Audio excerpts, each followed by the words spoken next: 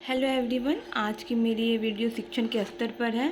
तो आइए पहले हम जानते हैं कि शिक्षण क्या है। शिक्षण शिक्षक तथा विद्यार्थी के मध्य होने वाली अंतःक्रिया होती है, जिसके परिणाम स्वरूप छात्रों के व्यवहार में परिवर्तन होता है एवं उनके ज्ञान में वृद्धि होती है। शिक्षण एक त्रियामी प्रक्रिया होती है, जिसमें शिक्षक, शिक्षार्थी तथा पाठ्यक्रम के मध्य सामंजस्य स्थापित किया जाता है। किसी विषय वस्तु के माध्यम से शिक्षक तथा छात्रों के बीच विचारों के आदान प्रदान को ही शिक्षण कहा जाता है। शिक्षण की धारणा को हम दो तरीके से देख सकते हैं। अगर व्यापक रूप में देखें तो जिसमें व्यक्ति अपने समीप के वातावरण घटकों जैसे परिवार, पड़ोस, मित्र इत्यादि से जीवन प्रयत्न कुछ न कुछ सीखता रहता है। इस प्रकार से जो वो शिक्षा प्राप्त करता है वह शिक्षण की व्यापक प्रक्रिया है।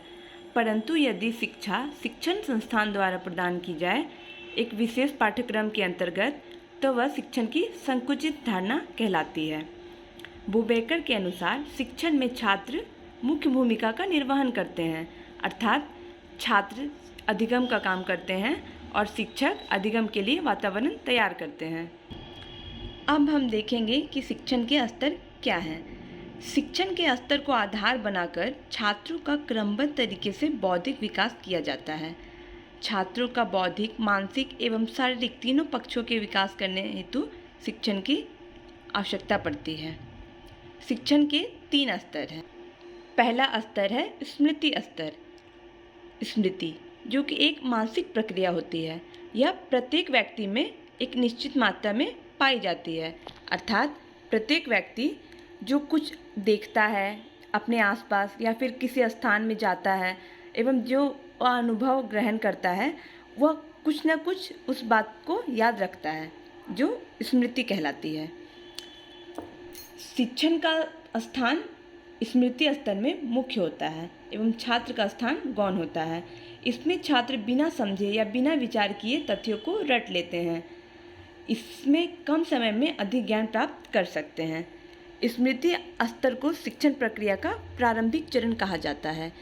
ऐसा शिक्षण शिक्षक प्रधान होता है, अर्थात यहाँ शिक्षक स्वतंत्र होते हैं एवं उन्हें पता होता है कि उन्हें बच्चों को क्या सिखाना है। इसमें अभिप्रेरणा का अभाव रहता है या फिर न्यूनतम रहता है। इस स्तर में शिक्षक के दौरान अध्यापक सक्रिय रहता है तथा विद्यार्थी शिक्षक पर आश्रित होता है शिक्षा ग्रहण करने के लिए। स्मृति स्तर में छात्रों को विषय वस्तु रटने पर जोर दिया जाता है।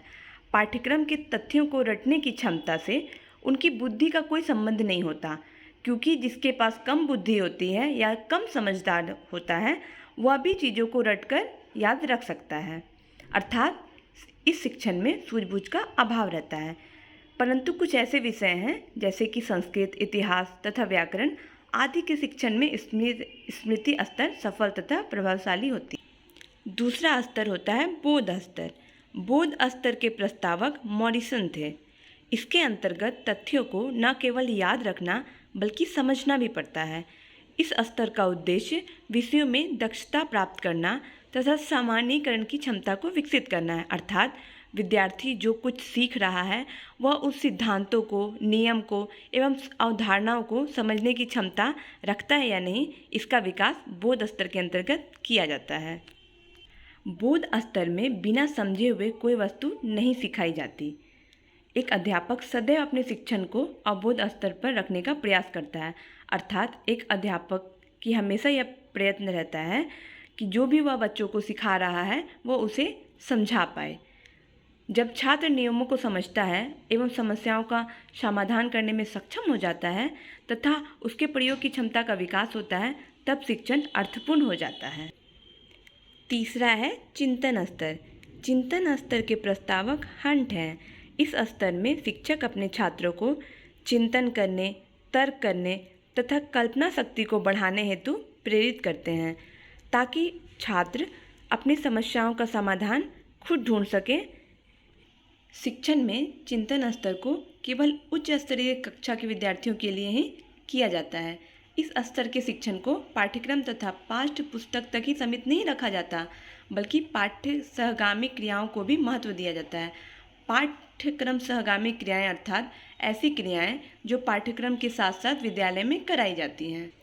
संक्षिप्त में यदि हम शिक्षण के स्तर को समझने का प्रयास करें तो शिक्षण अधिगम को विचारहीन से लेकर विचारपूर्ण क्रियाओं के स्तरों में विभाजित किया जा सकता है। उदाहरण के रूप में कबीरदास के पद प्राथमिक स्तर से लेकर उच्च स्तर तक पढ़ाए जाते हैं। हर स्तर में उद्देश्य भिन्न होता है, किसी स्तर पर कंठस्थ करने पर, किसी स्तर पर समझने पर तथा किसी स्तर पर विचार करने पर बल दिया जाता है।